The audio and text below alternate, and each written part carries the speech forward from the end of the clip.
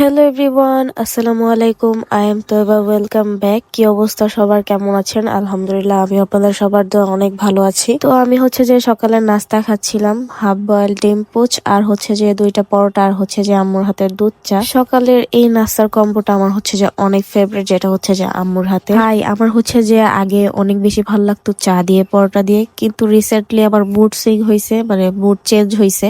তো এখন যে আমার সব থেকে বেশি ভালো লাগে যে পরোটা দিয়ে হাফ বয়েল ডিম পোচের কুসুমটা ঠিক এরকম হওয়া লাগবে। দেখেন কি সুন্দর করে বের হয়ে গেছে ভেঙে, দেখেন কি সুন্দর। তো ডিম পোচের যে কুসুমটা, এটা যে আমার সব থেকে বেশি ভালো লাগে, যেটা যে এইভাবে বেরিয়ে আসে। ওয়াও, এটা মানে খুবই ভালো লাগে আমার কাছে খাইতে। আমি তো ভাই খাচ্ছিলাম তাড়াহুড়া করে, অনেক মজা লাগতেছিল। তো রিসেন্টলি আমার ফেভারিট হয়ে গেছে যে এই পরোটা দিয়ে ডিম পোচ। তো আগে তোমার অনেক পছন্দ ছিল যে আমার বেস্ট কম্বো, যেটা উপরে আমি কাউকে উঠাইতেই চাইতাম না, সেটা হচ্ছে চা পরোটা। এটাও থাকবে এক নম্বরে, আমার সকালের নাস্তায় বেস্ট এক নম্বরে থাকবে চা পরোটা অল টাইম।